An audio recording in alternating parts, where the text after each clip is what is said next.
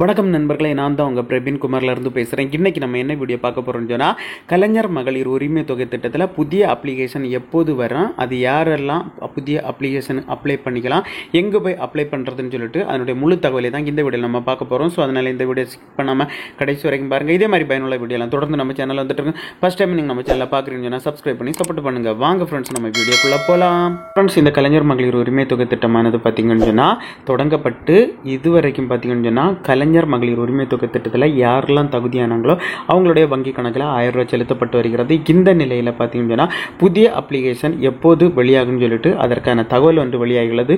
So அந்த தகவலில் அவங்க என்ன சொல்லிக்கிறாங்க பார்த்தீங்கன்னா, இதுவரைக்கும் பார்த்தீங்கன்னா கலைஞர் மகளிர் உரிமை தொகை திட்டத்தில் யாரெல்லாம் தகுதியாக இருந்தால் அவங்களுடைய வங்கி கணக்கில் மாதந்தோறும் 15ஆம் தேதி 1000 ரூபாய் செலுத்தப்பட்டு வருகிறது. அதுவும் பார்த்தீங்கன்னா ஆதார் கார்டு பேஸ் படி தான் செலுத்துகிறாங்க.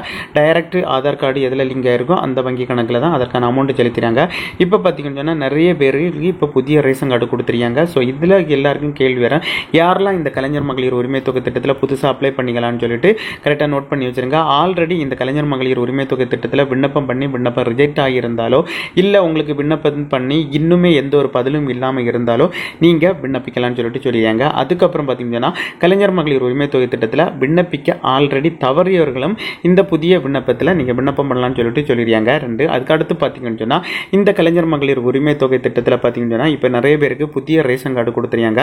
புதிய ரேஷன் கார்டு யாருக்கெல்லாம் கொடுக்கப்பட்டதோ அவங்களும் பார்த்தீங்கன்னா இந்த கலைஞர் மகளிர் உரிமை தொகை திட்டத்தில் விண்ணப்பம் பண்ணலாம்னு சொல்லிடுறாங்க. ஸோ இந்த விண்ணப்பம் பார்த்தீங்கன்னா அடுத்த மாதம் பிப்ரவரி மாதத்தில் கொடுக்கப்படும் சொல்லிட்டு சொல்லிடுறாங்க. இதுக்கான தகவல் பார்த்தீங்கன்னு சொன்னால் ரேஷன் கடை உங்களுடைய வீட்டுக்கு நியரஸ்டாக இருக்கிற ரேஷன் கடையில் தான் அதற்கான அப்ளிகேஷன் ஃபார்ம் கொடுத்து ஃபில் பண்ணுறது மாதிரி இருக்குன்னு சொல்லிட்டு ஒரு தகவல் வந்து வெளியாகி உள்ளது. ஸோ யாரெல்லாம் அப்ளை பண்ணலான்னு பார்த்தீங்கன்னு சொன்னால் புதுசாட்டு ரேஷன் கார்டு வாங்கினவங்க, அதுக்கப்புறம் பார்த்தீங்கன்னு சொன்னால் ஆல்ரெடி விண்ணப்பிக்க தவறியவங்க, அதுக்கப்புறம் பார்த்தீங்கன்னா இந்த கலைஞர் மகளிர் உரிமை தொகை திட்டத்தில் தகுதியாக இருந்து உங்களுடைய விண்ணப்பம் ரிஜெக்ட் பண்ண இருந்தாலோ இல்லை அவங்க இதுவரைக்கும் அமௌண்ட் வாங்காமல் இருந்தாலோ நீங்களும் புதுசாட்டு விண்ணப்பிக்கலாம்னு சொல்லிட்டு சொல்லிடுறாங்க. ஏன்னு சொல்லி பார்த்தீங்கன்னா நம்முடைய துணை முதலமைச்சர் பார்த்தீங்கன்னு சொன்னால் உதயநிதி ஸ்டாலின் ஆல்ரெடி சொல்லிடுறாங்க, மார்ச் இறுதிக்குள்ள யாரெல்லாம் தகுதியானவங்களோ அவரவர் வங்கி கணக்கில் இந்த கலைஞர் மகளிர் உரிமை தொகை திட்டத்தில் அமௌண்ட் செலுத்தப்படும் சொல்லிட்டு சொல்லிடுறாங்க. ஸோ அதனால் பார்த்தீங்கன்னா பிப்ரவரி மாதத்தில் இதற்கான அப்ளிகேஷன் கொடுப்பதாட்டு ஒரு தகவல் வந்து வெளியாகி உள்ளது. ஃப்ரெண்ட்ஸ், ஓகே ஃப்ரெண்ட்ஸ், இந்த கலைஞர் மகளிர் உரிமை தொகை திட்டத்தில் புதிய விண்ணப்பம் குறித்து இப்போ இதற்கான வீடியோ தான் நான் பதிவிட்டுருக்கேன். ஸோ இந்த வீடியோவில் உங்களுக்கு ஏதாவது டவுட் இருந்தால் நீங்கள் கமெண்ட் செக்ஷனில் கமெண்ட் பண்ணுங்கள்,